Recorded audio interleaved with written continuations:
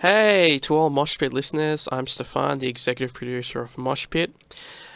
I decided with this interview with Phoebe Pinnock from Heavenly Axe, she came I booked some studio time so I could talk to her, and decided to book an hour and see if we could do something a little bit different, have something more of a podcast type of episode. Because as you know, most podcasts go for about an hour. So this interview went for about an hour as well.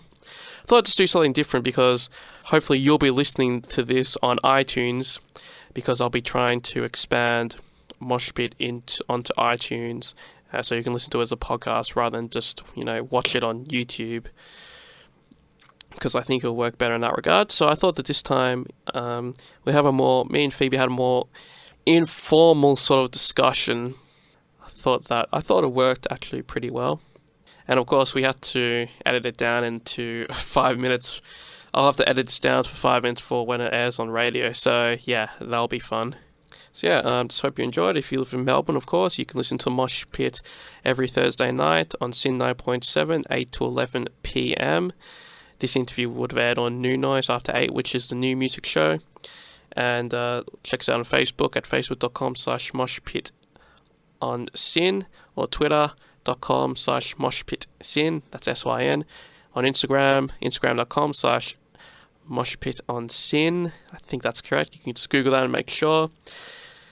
And we're on YouTube as well. You'll just have to search for it because we don't have a URL for that, because you need over 100 subscribers to get your own URL, unfortunately. So please subscribe to that YouTube channel. There's lots of great interviews up there already with Rockensfield, Devin Townsend, Harlot, quite many of them. So anyway, please enjoy the podcast, guys.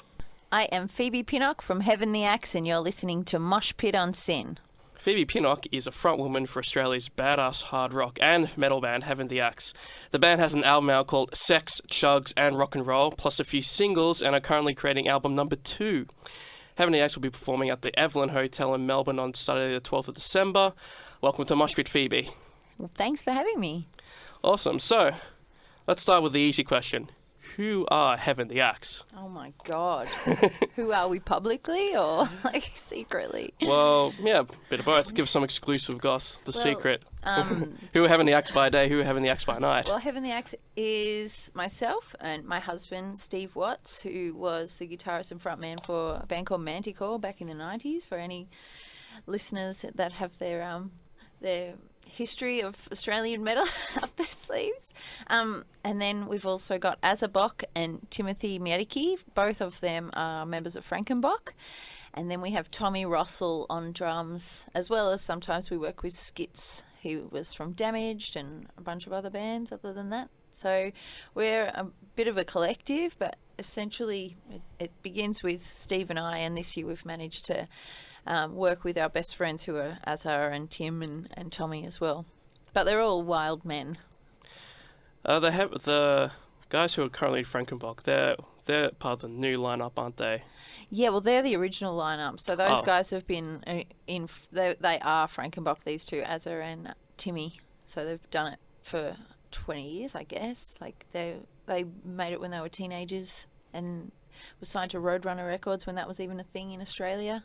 And now we just started... Well, actually, when Steve and I first moved to Melbourne, because we came from Wagga Wagga, we rang up Tim and said, "Hey, Tim, we really like your bass playing. We just moved down from the country. Would you like to join a band?" And he's like, oh, yeah, I'm a bit busy. I'll talk to you later. And but now he's playing bass, so we got what we wanted eventually.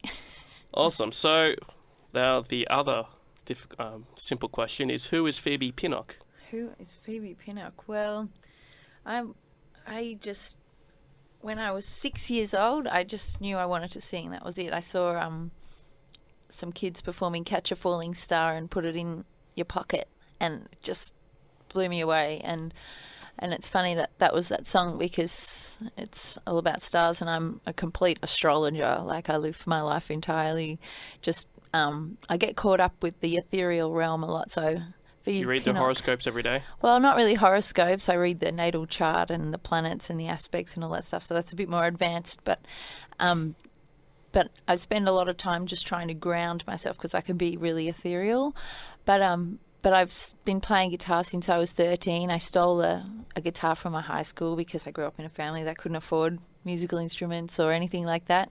Gotta do what you gotta do, right? Yeah. And then I taught myself do to that, play. kids. I wrote my first song about a hot guy that I saw driving a panel van. He had long hair and, it was blasting Napalm Death tunes, and it's called Hey Mr. Bad News, I Want to See the Back of Your Panel Van. And then I hooked up with Steve, who I saw playing in his band Miedecke when I was about 16. I couldn't get in the pub, I was too young, but I saw him from outside and I went, oh my God, he is the one. That was my first thought when I saw him. And then we hooked up to play music a few years later, and I showed him the song that I wrote, that first song, the panel van song, and it turns out it was him driving the car that day that inspired me to write my first song. And we've been together ever since then, so it's definitely a joint effort. Like, I can write songs on my acoustic guitar, which are generally pop songs, but Steve has only 2 genres in music, and that's heavy and metal. So I could write a most silly ballad and he just turns it into something brutal. Actually, yeah, I saw that story on your website. I think the headline was, "This is the most bogan rock story or love story ever." Yeah. I guess it is, right? Well, we come from Wagga Wagga, and it is a panel van, and I was 13 at the time, which is quite awkward. So, yeah, it all turned out good in the end. Now, we did ask Moshpit fans to submit their questions. We got a question from Tommy Gunn, who says, "Who is your biggest musical influence growing up?" I'll probably say Steve. Steve. And if I have to be really honest, which I will be, it's Mariah Carey and Whitney Houston, because I'm just, like I said, I never got any singing lessons or anything as a kid, but I was determined to sing, so I just would lock myself in my bedroom and sing along with those singers for hours every day after school, to my neighbours' dismay. But it gave me great training. I don't listen to that kind of stuff now, but sometimes before we do a gig, I'll put on Mariah Carey music box and sing it through, because it's just amazing vocal gymnastics, basically. But in terms of influences at the moment, I'm listening to a lot of Slipknot, Anthrax, Led Zeppelin, and just some really heavy, clever bands that write catchy melodies. Awesome, and thanks, Tommy, for that question. And Tommy Gunn and Mario also agree that you're a metal goddess, which is what I said in the original tweet. Hi. So thanks so much, guys. Now, you are Thank working you. on a new album. What can you tell us about it? Give us some exclusive goss, if Oh, you can. well, it's been really hard for a while. When we released Sex Chugs, that was an album that we were able to create. Well, it's not really an album. It's more like a long EP in a way. But it was just something that we could create with a group of people where we could define a sound, because we were still defining a sound, going from an acoustic duo to a hard rock sound. And even in the early days, I wasn't sure that I wanted it to be so hard. But now we're way harder than that. But so the first record was kind of easy. We chose the songs that were cut and dry, and we put them together with the band, and we've always had different lineup changes because it's just so much work and commitment to make a band work. So a lot of people just don't have that kind of commitment that Steve and I are both just made of, that commitment and passion and drive for music.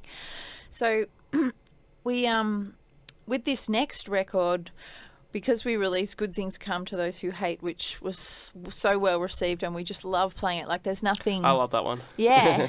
Well, there's nothing like standing on stage and letting that song and the vibrations of the music take over. It's almost like with the other songs, I feel like I need to give so much more energetically, and that may have come down to some of my costume choices in the past too, where, they're quite sexual and revealing in the past. But I always wanted things to be intense and kind of shocking in a way. Like, I wanted it to be brutal, and I tried to impact that with the costume as well. Whereas when it got finally to the first time we performed that song on stage at the Cherry Bar, it was, I just went, wow, I don't need to give anymore. The music's giving. And I could just perform and be who I am. So it was this amazing feeling, and it felt really freeing. Whereas with the new record, we've just written probably the best song we've ever written, and it's more brutal than Good Things Come, and it's catchy. And Really? Yeah, it's got blast beats, and it has profanity in it, which is hilarious, or we think it is. Every time we listen to our little recording rehearsal demo, we just laugh because it makes us laugh. But and it's all about exactly who we are. It's about being in today, in this day and age, and being a married couple and living this dream, which is so much hard work and so much of a money pit as well. In Australia, it's really hard to make money and keep progressing. So it's all about us and our dream, and I think probably other musicians, when they'll listen to it, will know exactly what we're talking about. But the other songs as well, they're really kind of emotional. They have the brutal sort of voice in parts to be able to express the pain of what I'm singing about, and a lot of those songs can be about spiritual disease, and that's my term for any sort of addictions and things like that we have in our life, which are shutting down our connection to spirituality in a way. But of course, I don't say that about everything. That's just one angle that I had, because I had serious heroin addiction in the past for a lot of years when I was younger, and that's what I learnt from that, and I'm able to translate now into being, connected to spirituality, so that I don't fall into that pit ever. And also songs about just really wanting to make it a better place. And I learnt that really quickly when the first record, or when the band first started. Like, we played our first gig at Noise Bar, and I felt like I'd made it. I was like, this is it. This is what I've wanted my whole life. And then after that, it became hard work, it became promotion. You really have to get off your butt and promote and get it in people's faces. And I realised then that actually, this is really hard. And my intention with singing is always to help uplift people, or help people deal with an emotional situation, or deal with elements in their life. Like, to be able to define it with music, which is an emotional reflection, is definitely what my intention is, to be of service. But I'm really excited. The guys are coming up with the most amazing music, and when we get together, they're right there in the moment, and it's coming along really well. Awesome. Do you think you figured out a name for the record? Or? No. I was talking to Virginia Lilly from the band Lily. I'm not sure if you met her, but I was trying to convince her to name her album Moshpit. So if she doesn't do it, maybe you should do it. Maybe. Having the Axe, the Moshpit record. That could be good. I reckon that would really suit the record. Will Good Things Come to Us You Hate be on that record? Yeah, or? I think so. Yeah, it's not on any release yet. We were held up. It was really unfortunate when we released that song, and it went so well. We only had a couple of shows, but we had some members that's lives seriously changed at that point, so we had to find a new lineup after that, which was quite. It was really devastating to have such a great piece of material to be able to tour on and get out there, but not be able to move ahead. I got really defeated. Like, I felt really angry about not being able to do that, which is probably what the song manifests anyway, because it's about feeling angry, that song. It's about allowing yourself to be angry. So, and by the way, your record's called Chugs, obviously. Just so you know, we're not allowed to promote alcohol, drugs, or cigarettes on the show. Yeah. So, for the purpose of this, we'll pretend that Chugs refers to eating a bunch of pizza. Because you do have a song called Fat Pizza. Chugs is referring to the chugs of the guitar, like it's about the riffs. Not about chugging? Yeah. Alcohol? No, chugs as in like heavy riffs. That's what the chug stands for. But it could be, I don't know, I guess could be chugging pizza too. Yeah, that was the title we thought of it at the mastering studio. We both went, yes, that's great. And then we went with that. That's clever. Yeah, double meaning there. Well, we wanted to make an album that people were able to transport into a hard rock world. What is it that hard rock is? It's about excess and partying and, losing your everyday persona and going into a world that's a bit risky and edgy and wild. And that's the kind of, that's what the album kind of represents. It's a freedom thing. Awesome. So you'll be performing at the Evelyn Hotel on Saturday, 12th of December. So you'll be playing alongside Frankenbach, They have a new lineup, and also Dreadnought, Red Sky Burial, Strict Vincent, and Never, who we actually interviewed a few months ago, Dan McDougall. Yeah. So what will this show be like? Well, this is a really inbred show. It's a show where every band is connected with so members in some bands and members in the other bands. So Heaven the Axe is actually the entire lineup of Frankenbach, and with a different singer, which is Dan from Scar the Surface. Mick from Frankenbach, the drummer, who's been with them all the time, is hanging up his sticks, and Tommy, our drummer, is going to be taking over the place there. And then we've got Dreadnought, who are also great mates of ours, who are combined with Never, and Red Sky Burial is combined with Never, and Azza, who is in Heaven the Axe, and Frankenbach is also in Never. So there's a whole big, huge, filthy, inbred cesspit of musicians that are involved on that particular lineup. And we mostly all rehearse. We have our own studio that we've created together, like rented, and it's the studio that, if you see good things come to those who hate, that's where that's filmed, and that's our rehearsal studio. So we all have this little place that we play music at together and see each other, and it's our social kind of world. So is this show really just going to be a big family gathering? Well, it's pretty filthy family. Yeah, personal relationships in the music industry mean so much, and to have such a strong group of people that are so dedicated to and passionate about what they do and just have so much fun. Like, we're all really good friends. I mean, there's some people in some of those bands that I don't know, but it's going to be a huge party, and we're totally inviting everyone to come along and get amongst it. I mean, Frankenbach and Dreadnought, they're unbelievable. Absolutely. So now, of course, there are many bands like you said, but what sets Heaven the Axe apart live compared to the other ones? Well, I guess the obvious thing is this female singer, as opposed to some bearded bloke. But I could grow a beard. I would like to have a beard, actually. Well, it's November, so you could it is. grow a mo. Yeah, we're a female singer band. There's a lot of melody. It's a lot heavier. So if you hear our stuff on the internet, we're actually a lot heavier live. So that's probably one thing that people remark. It's really high energy music, and I don't know, it's hard to sort of describe it and sell it yourself in a way, but it's definitely something very different to your typical man band. And you worked with what was it like working with Paul Fenech on the Bogan Hunters and the Fat Pizza songs? Yeah, he's a really very humble, quiet person off the TV screen. Very highly organised. Like, the amount of work that he churns through is inspiring. He just flies ahead with everything that he does. He'll come up with an idea, and then before you know it, it's out. Like, it's done in a few months, and it's this epic series. So yeah, I heard that he filmed that movie last year, Fat Pizza vs. Housos, in like 3 weeks. God. He wrote the script, I mean. Yeah. Yeah. He just is so inspired.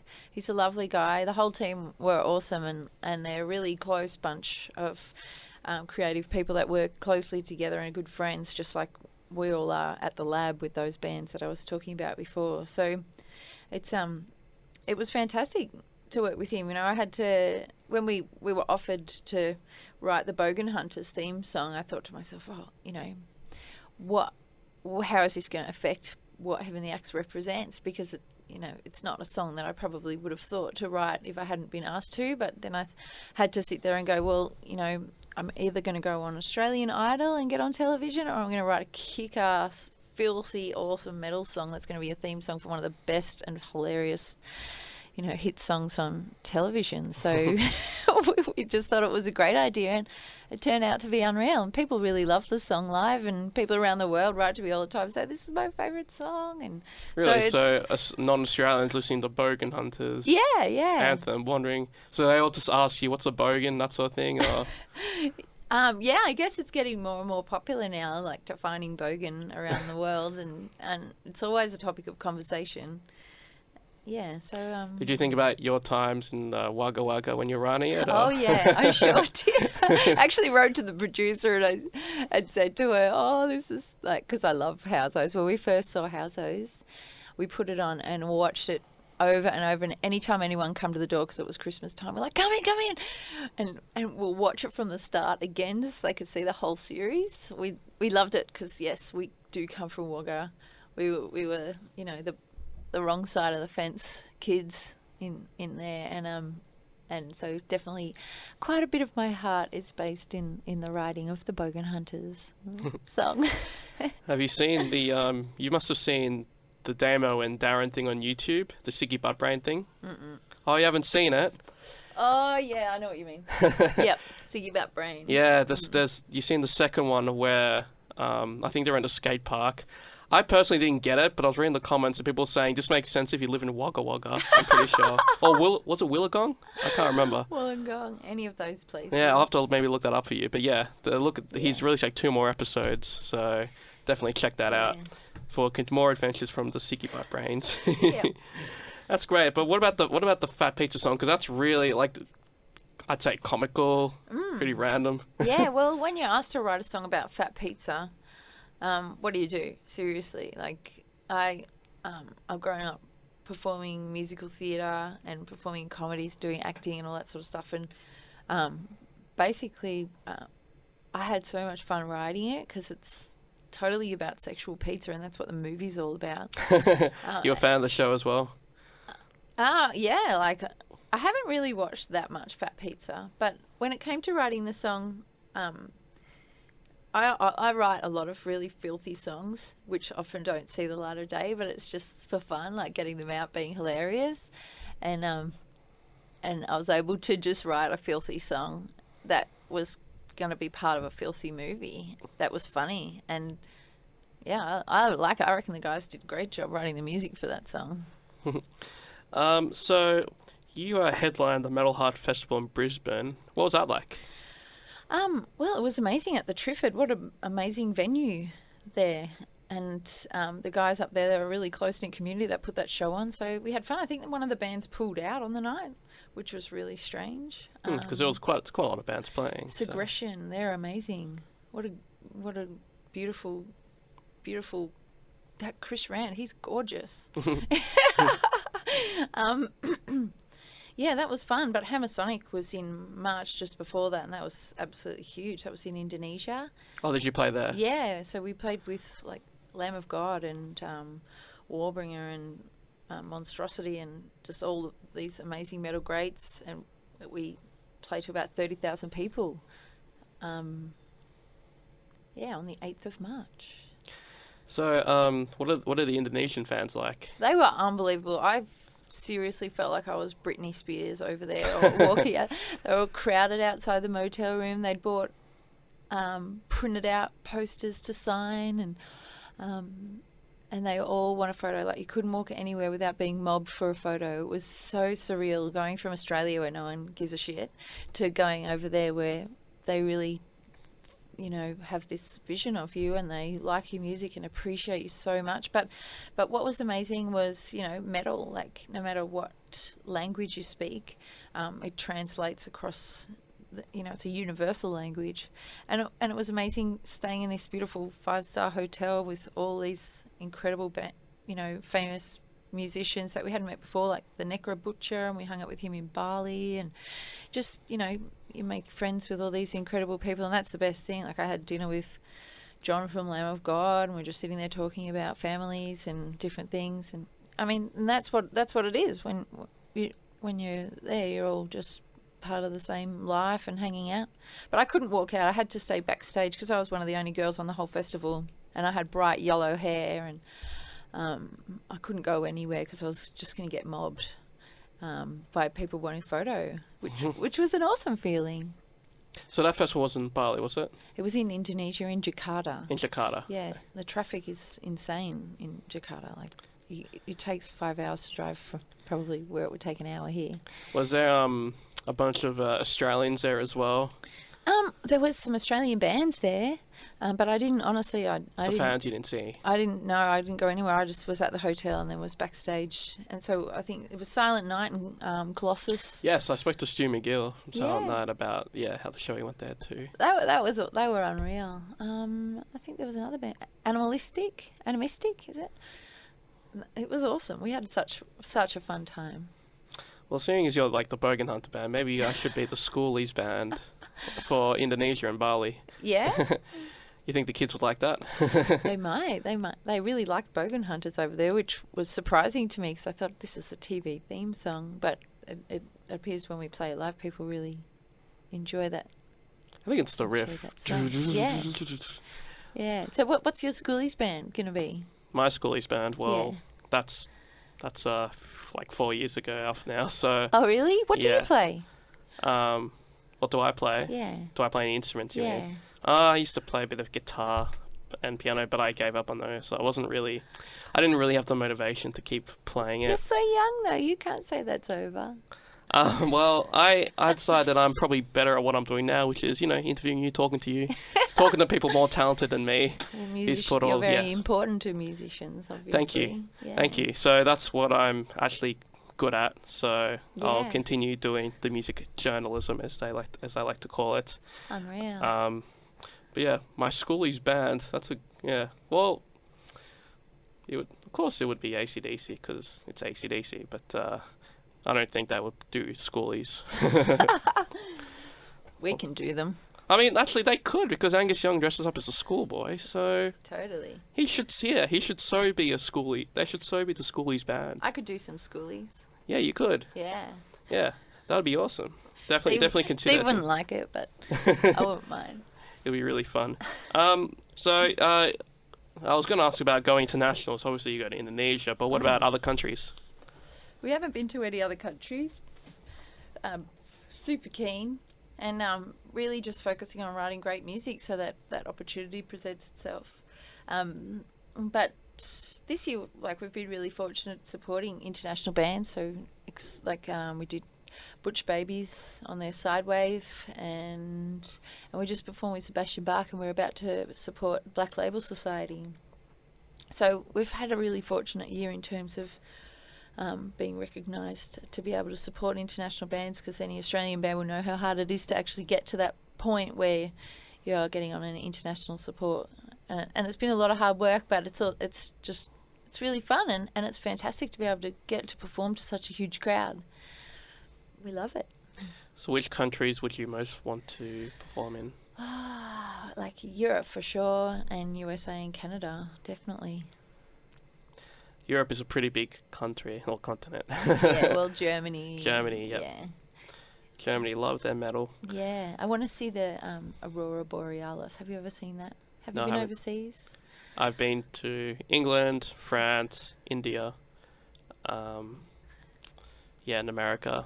Wow. And I didn't really see any bands any of those places, unfortunately.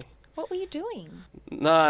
America was half volunteer, half adventure tour. And in India was a journalism study tour. Wow. Actually we saw there was quite a few Aussie bands playing. We saw Peking Duck, and I think was it Cloud Control? I don't think it was Cloud Control. No, it can't have been Cloud Control. It was another band, but with Peking Duck, another Australian band. So yeah, Australian band was playing in New Delhi, so that was interesting. Go figure. So we met some other Australians there, which was really interesting because you wouldn't really expect to see those kinds of bands playing in India. Yeah. It's fantastic. To be able to go overseas with your music and do it like that would be so unreal. It would be just such a great experience. Yeah, when I went past England, Paul McCartney was playing in at the O2 venue, but unfortunately I spent all my money going there, so I couldn't. Because I'm assuming since it's Paul McCartney, it'll cost you like an arm and a leg to go. Yeah. But I would have loved to have gone. Who needs an arm and a leg though? Paul McCartney, just do it. Just chop it off. I mean, I'm probably going to lose my arms and legs moshing eventually, so Good. Exactly. I did see King Parrot over the weekend on Saturday. Mm-hmm. It was at the venue Bang. It was really good. Got so close to him that you could see all the blood, sweat, and tears that Matt Young has when he performs. I'm assuming you've seen them perform, and yeah, absolutely going absolutely crazy. And he did sing in your "Good Things Come to Those You Hate," didn't he? Yeah, he sang a line. Do you have you? So they're another one of your friendship bands, aren't they, King Parrot? Sure, we've toured with them, and yeah. All right, so I wonder if you have any advice you got to the singers when you say you got to squeeze your butt muscles to hear the high notes. Yes, well, that's my friend Sabina, who she runs Alternative Women's Fitness, and that's a women's rock gym. It's so cool. They do air guitar aerobics and hula hoop classes and yoga to Metallica. It's Wow. unreal, and she asked me to be the face of her gym, and I'm just so honoured. But it's also, do you know how much guilt there is involved in having a gym with your face on it? Like, you feel bad every day that you don't go. You're like, there's a fucking gym. Sorry. With Swearing's fine. with my face on it.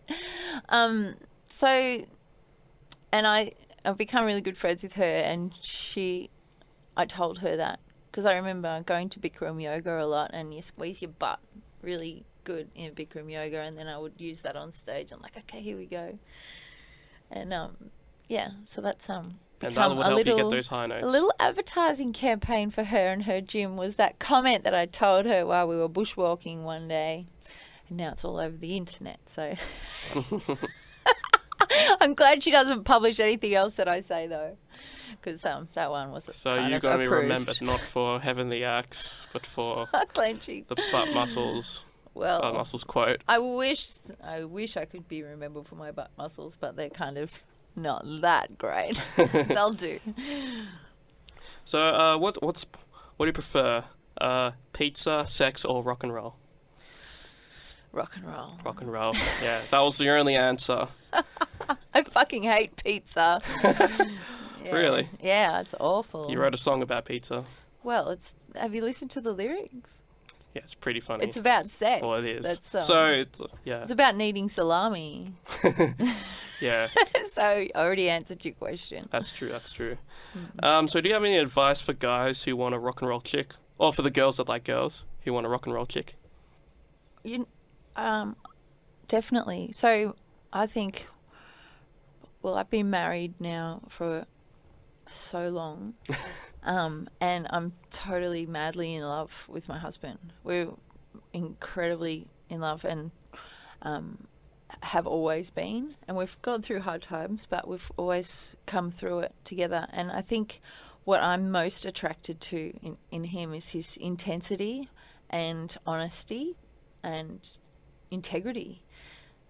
We could talk about anything at all, and I'm not a normal kind of person. Like, I'm really up and down and very demanding, and even though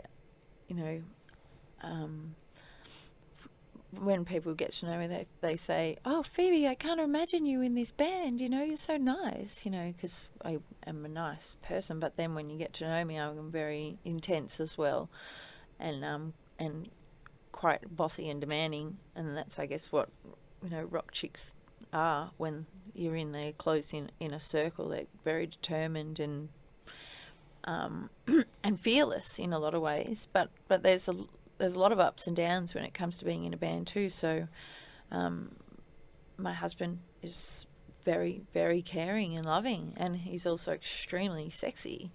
He's the best looking bloke I've ever seen in my life, basically, other than maybe Satchel from Steel Panther, but no, I'm just joking.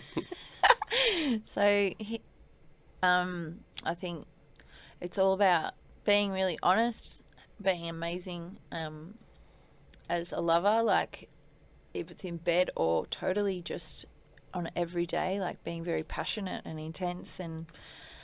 But that's a really good question. No one's ever asked me that. I like these questions. These are good Thank questions. you. Yeah, I'm bored with the regular band Surface questions. regular These questions, are good. Yeah. No, our marriage is totally based on love. That's what everything comes from, and also that we have a mutual dream together. It's his dream and it's my dream, and we both live it together, and we're both totally committed to it. So I mean, if you want to be with someone who's in a band and you're not in a band, I mean, I bless you, you know. But I couldn't do that. It's very hard to be with someone who's away all the time or constantly because rehearsing. if you weren't married to him, then exactly like you'd be away a lot. Yeah. From, of course, you're in the band together, so it's not you don't really have that problem. No, I don't. And we're a great couple. Like, people take us as a total package deal, and you know, all the songs are about being in love. You know, like most of the songs I've written about him, and about things that we've gone through together. So people can relate to that because everybody wants a great love. You know, most people do. They want that, and we've got it, and we sing about it, and you know, it could look like something else on the surface, but really, when it comes to it, this band is totally based on true love and a marriage and singing about all of that sort of stuff, and yeah, this new single's definitely about that, so I look forward to putting that out there. New single? Yeah, the one that we're doing at the moment, the heavy one. Oh, okay, yeah. yes. The one that's heavier than Good Things Come to Those You Hate. Hopefully. I can't wait. Now, if we go back to the love questions, well, not really for love. This is not a love question. What advice do you have for the girls who want to be a rock and roll chick? Well, I come from a different point because I married my guitarist. It's like my uncle used to say to me and my cousins, who are all girls, wrap your legs around the till, girls. Look, I don't recommend that in every case, but in my case, I can only speak from in my case. And before I was with him, I was always trying to be in a band, but I happen to have Venus in my 10th house. You know, have you seen Spinal Tap? You know, Janine? Yes, I have. I'm like Janine, right, in Spinal Tap. So Venus is in my 10th house, and Venus is the planet of love and where your love works, and mine's in Aquarius in my 10th house of career. So basically, I fall in love with people that are involved in my career. So if you look at your chart, your natal chart, you can see where Venus is, and you can see what kind of relationship that you go after. So in my case, that's what I'm interested in. I think it's very hard to play music with somebody, especially gorgeous men who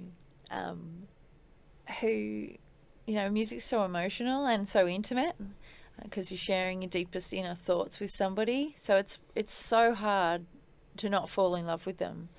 And because I'm so married to Steve, but with every other of my band member, I love them so much, and I have this other intimate connection with them that is on a level of, you know, when you're pouring your heart out and you're looking at them, you know, because when I was younger, I was too scared to even communicate, like da da da da, it goes like this, or, you know, like even use sounds to communicate how a riff goes. I was too intimidated to even use my voice to speak like that. But as I got older, I was able to be very clear in how I wanted songs to go and communicate with that. And so you build this other communication with people that's not like the regular way people communicate. And then you play music together, and a chemistry builds in the room as well. So it can be kind of this sexual energy. Not that I have sexual energy with my other bandmates at all. They're all like married or with other people. So I think my advice would be to be really clear about where you are sexually before you join a band with anyone, and to be very open and honest with everyone. Like you can't be in a band with people you can't communicate with. I talked on the phone to Steve, obviously. We talk all day from the moment we wake up to we go to sleep about the band mostly, and then we talk to the other band members every day on the phone if we're not rehearsing, and or Facebook would talk, you know, privately about every detail all the time. So you have to be able to communicate with people, and I've had band members that don't communicate really well, and it's very hard to gauge where they're at. You don't feel like you can trust them. Are they going to show up to rehearsal? You can't work with those people. You have to have people that are 100% committed, 100% friends. But yeah, it's something that's a pretty amazing friendship. Like I have a friend who I've been friends with since I was 17, and I'm hoping to do like a solo side project with him where I can work on a lot of the ballads that I've written that we'll never be having the Axe songs because we want to be a high energy band. And he's like my brother, you know. I think build great friendships with people. That's definitely the key with what we do. Is these people we get really close with them and we love them, and we all have the same things in common, the same sense of humour. We can sit around hungover for a whole day together and just be in that space where you're totally yourself and exposed, and have people that accept you and love you for who you are, and that you can tell them everything. But it's also quite tough because I guess it's like a cliche or the saying that you can't work with the person you're married with because, you know, it's like you have nothing to talk about other than, you know what I mean? Like other people, they come in from work, they talk about work, but for you guys, you work together. So, Yeah. But I guess Well, it works just fine with you two, I suppose. Relationship, you know? So I think if you're in a really strong relationship, you can talk about or deal with anything. And that's what it's all about, is being able to connect and communicate, because I couldn't be with people, or I couldn't have friends that I can't tell them everything. I don't have any friends that I am not 100% authentic with whatsoever. I have, you know, a great group of people in my life, and I've had to learn that for a lot of years. You have friends, especially in the music industry, there's a lot of people that you think you can trust but you can't really trust, or there's a lot of strange people that just, they might offer some kind of career opportunity, but at the end of the day they're just a little bit of a fuckwit, and you just don't want to have anything to do with them, because I just can't tolerate that kind of stuff anymore. And I'm not willing to make friends with people just because of some kind of career opportunity. I want genuine friends, people I can trust in my life. I'm not interested in sucking up to people for opportunities. I'm really, really not. Like, if they're genuinely nice people and we become friends, then I would want to work with them, not for any other reason. Awesome. Now, there is that video where Steel Panther basically, lauded your band, and that quote is everywhere saying how much they love you. So how's it feel when a band like Steel Panther gives you the thumbs up? They are such beautiful people. That day I went into Triple M to do an interview with them, and they were so genuinely lovely to meet. So they really left me with an impression of how, you know, wonderfully successful they were, but they were really, really nice people. And I've stayed in touch with them. You know, I was chatting to Satchel just before I got here on my phone, and asking about the UFO in LA, and, you know, apparently it wasn't a UFO though. Apparently they think it was some missile. Did you see another that? UFO sighting in America? Yeah, in LA, this huge one. But they said it was a rocket. But, you know, that's the thing. You just make friends with people that you connect with, and I think that they're really. There's a lot of strange people in LA, so the UFO was probably just one of them people. Look it on YouTube. Yeah. So possibly a tour with Steel Panther could be on the cards, hopefully. They keep saying that to me, but nothing's actually happened. So I'm probably glad that we haven't gone overseas on tour yet, because I really want to have this new album sorted, and make a real dent with what we could do now that we know really what we could do, and we've defined our sound even further and built, you know, what we've built here in Australia first, and got a reputation in a way. When do you think that album will be out? I've no idea. No idea? No, we're probably about 8 songs in, but I want to have 20 songs to choose from. So 20 songs to choose. Yeah, so hopefully the next few months we'll have all those songs together in a format that I'm happy to move ahead with, and then go into phase 2, which is make the songs even better with a producer. How do you go about, like, picking the songs for your album? Because, you know, in today's world, everyone pretty much just cherry picks songs. Yeah. Even like the greatest album of all time, you know, Back in Black. People are always talking about Hell's Bells, Back in Black, Shook Me All Night Long.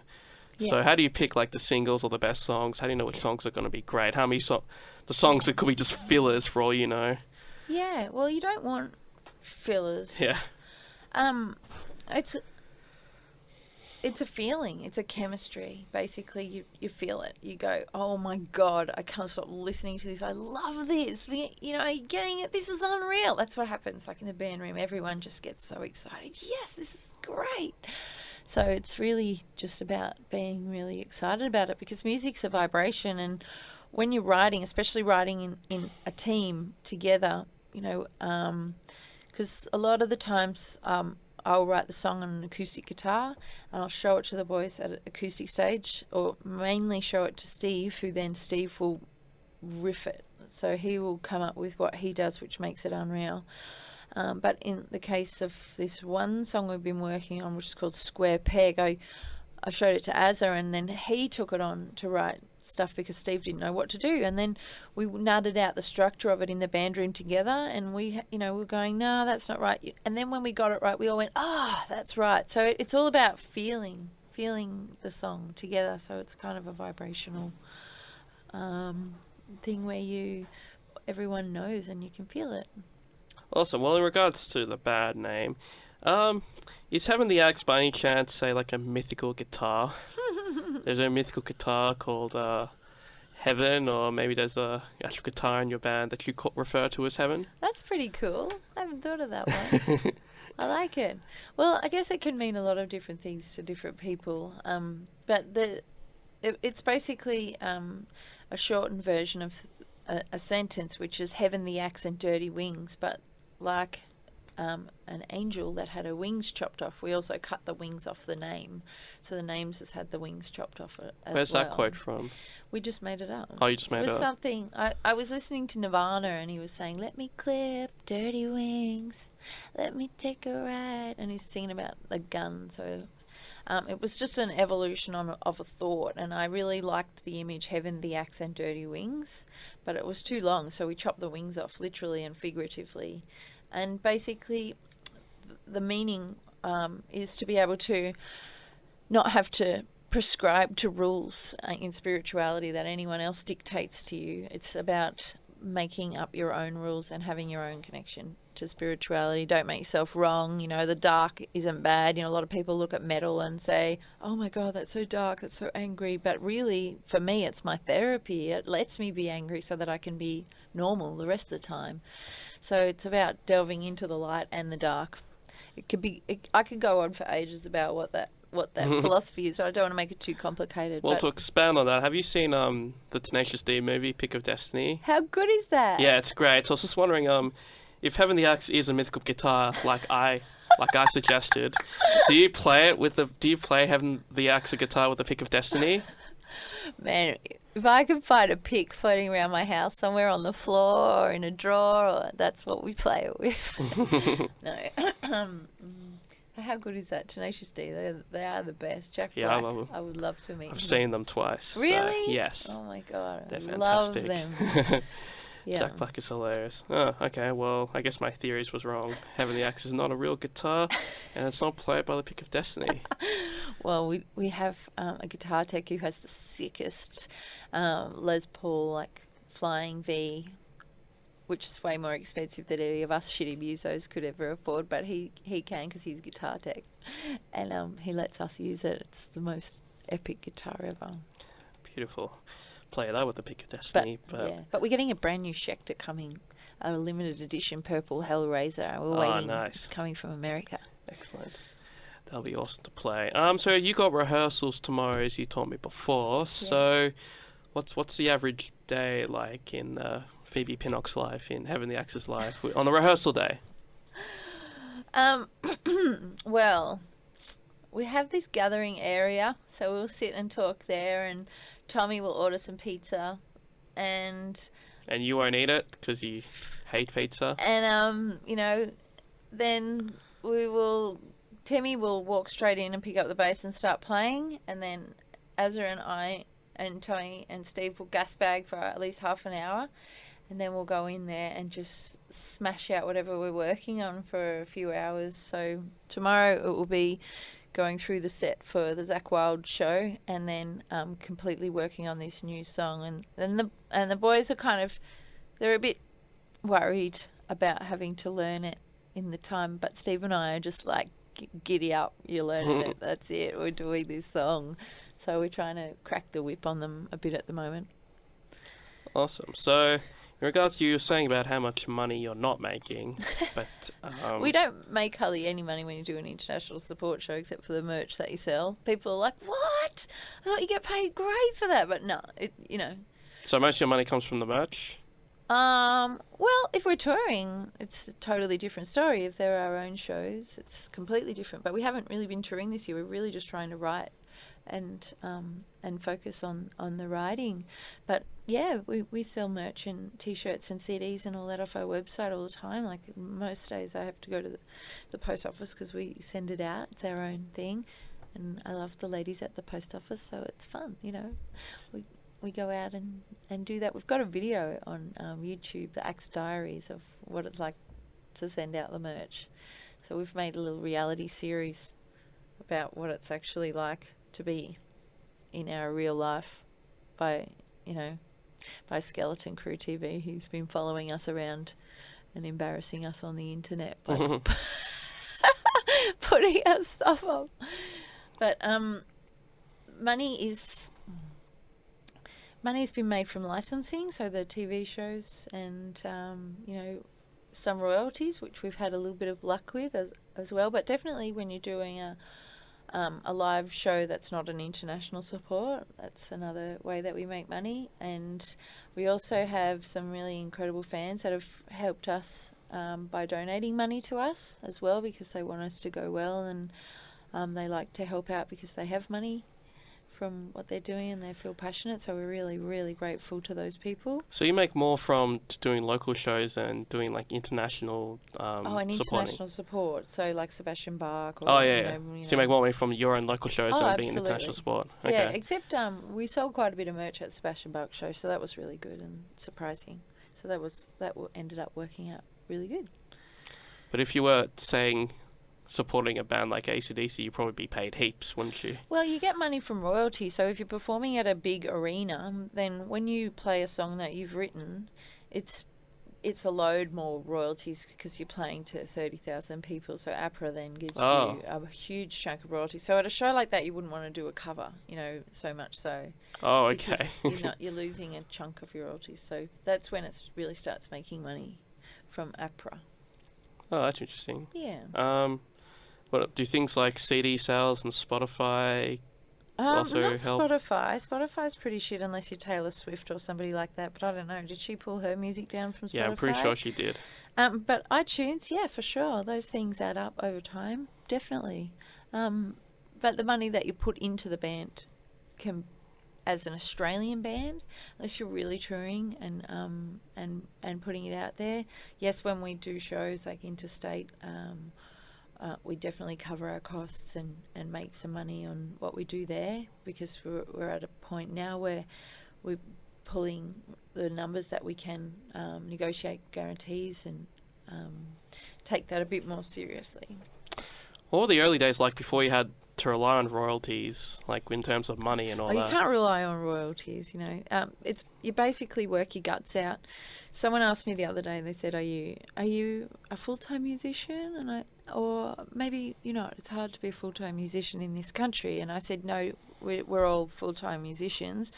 We just allocate certain hours of our day to make money that we need to live.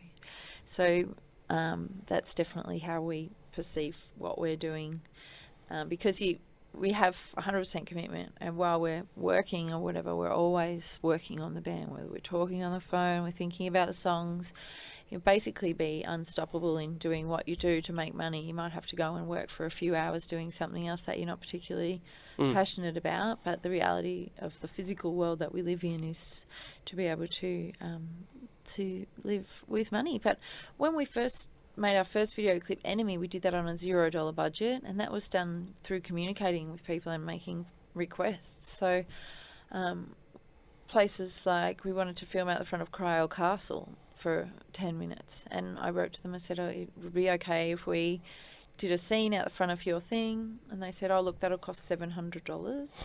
And I wrote them an essay and I said, look, we're an independent band. This is what it would mean for us. You know, there's absolutely no way all we're going to do is rock up and shoot a scene, you know, seriously. And they said, oh, that's fine. Just go ahead. You know, so it was really just about talking to people and them meeting you and you being, them seeing that you're genuine and how passionate you are about what you're doing. And not being a dickhead, you know. So most people were happy to support, you know, with there was a strip club venue that we filmed it in. And we ended up doing that shoot twice, so we had a crowd and everything like that. But the first time the lighting was wrong, and plus we had to swap a bass player over, so then we had to re-film it again with all the crowd and everything. But they were amazing. They didn't care. They just liked us as friends, and we liked them as friends. We all got along, the owners, and they were there for all that time for free for us, and it was amazing. So really it comes down to communicating. You know, if you're really committed to doing something, then you can do it by communicating and asking people that are interested to work with you. But it can get very tiring, you know, like at this stage after doing that for a while and working with people, you know, where we're, you know, you're not making money, and they're not making money, then, you know, no one's making money. And at the end of the day, I'd just like to be able to pay people and really get some great results. So, it depends. But when we're back touring again, it'll be a different story. There'll be money to be able to churn around.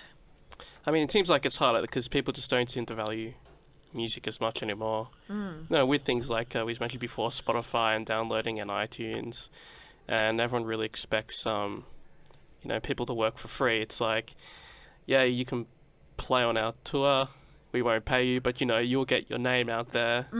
But obviously it's like, you know, you put a lot of blood and hours and money and hours into performing, so it's like you feel like you should be paid for that sort of stuff. Yeah. And that's kind of like that etheric, you know, affliction I was telling you about, where I live in an astrology world.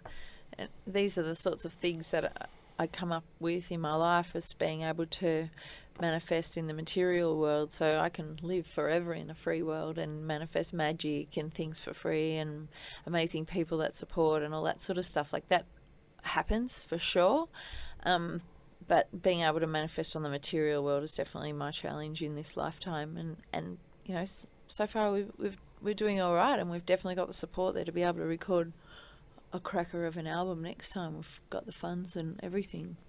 Awesome. So you're pretty dedicated to the band, so 10 years, 15 years, hopefully Having the Axe will still be going. Get a few more albums, international tour.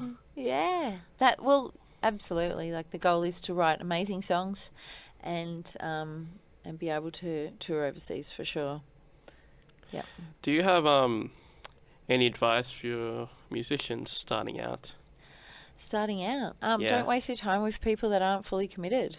Don't like, you can still be friends with them, but just say, look, I don't think we're on the same page. You have to promote, like, you have to come up with some kind of social media story. Like, as much as it feels awkward, you really do have to put yourself out there and network and create something entertaining on the internet for people, because at the end of the day, they're staring at Facebook to get a laugh, and you may as well make them laugh while you're posting something interesting. Have a viral video. Yeah, for sure. And just write great songs. You know, don't settle for shit quality. Take amazing photos, all of that sort of stuff, but enjoy it. You know, do it with people that you love and you enjoy being around. Are there any Australian bands that you're into lately that we haven't mentioned so far? I know you did that hilarious video with Gay Paris, where you basically said don't support them, which is funny. What was that? Oh.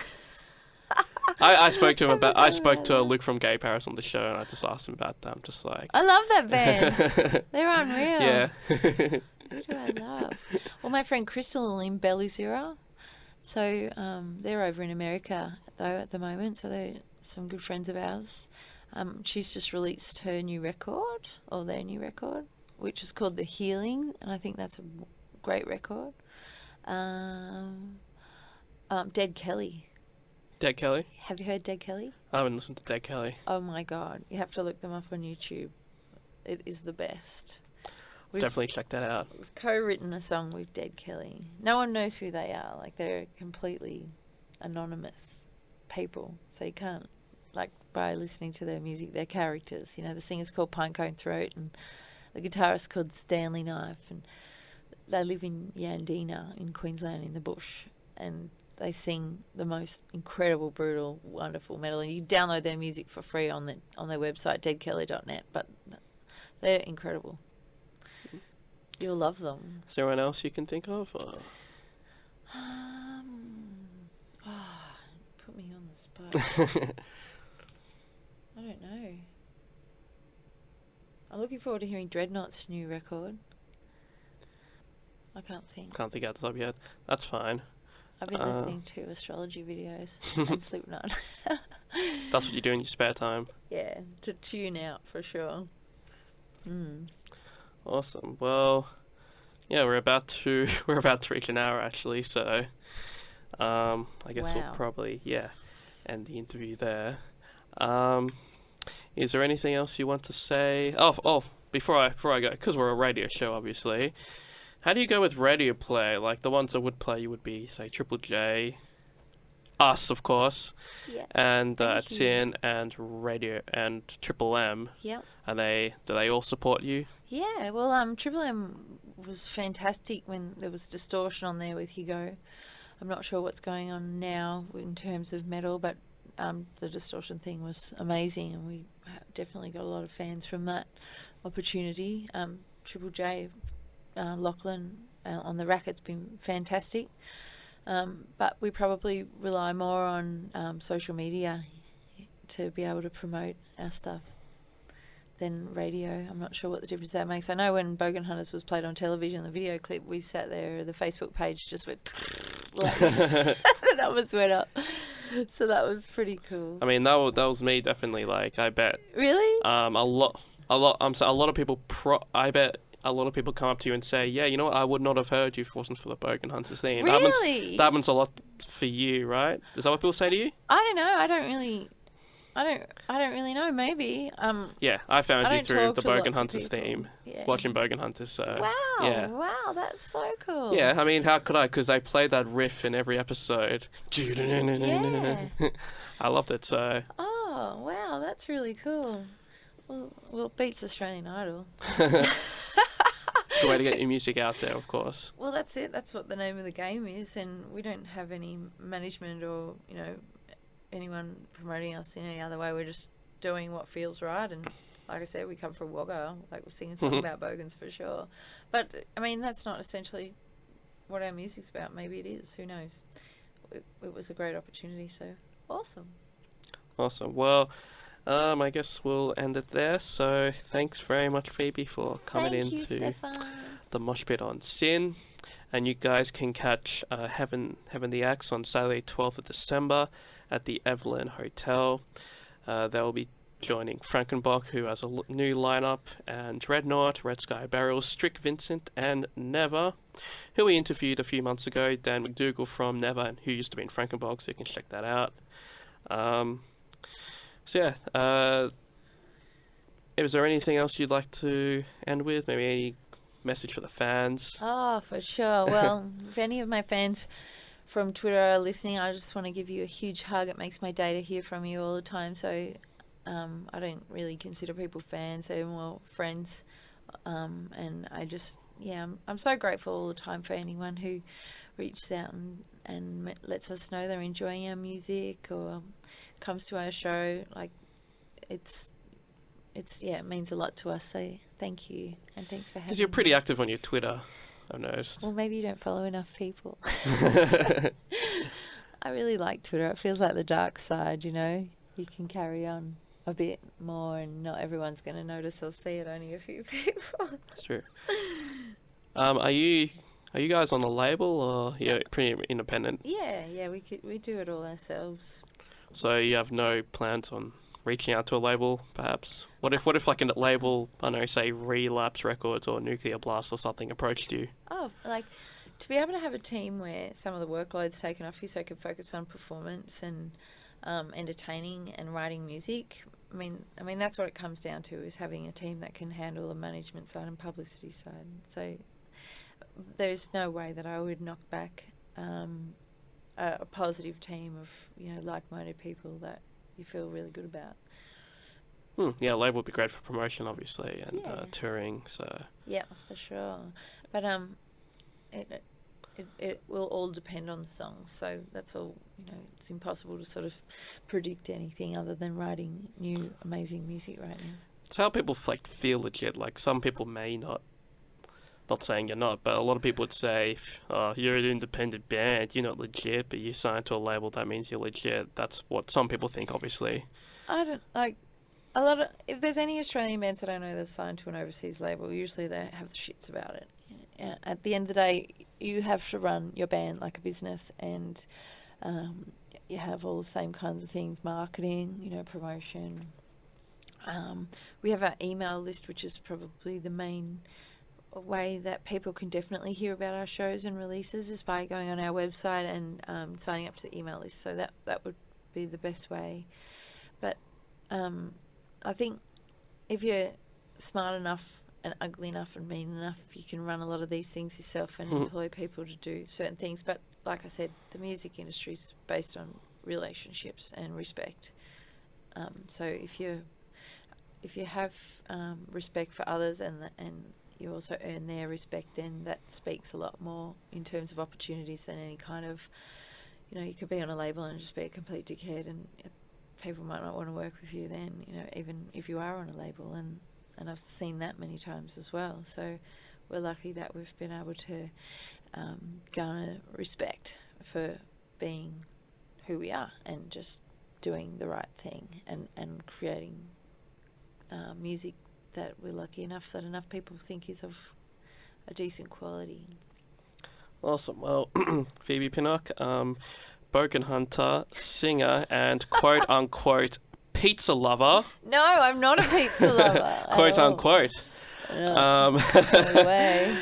Thanks so much again for being on the Moshpit on Sin, and everyone support them because great band, great songs, great energy. Thank you. Thank you.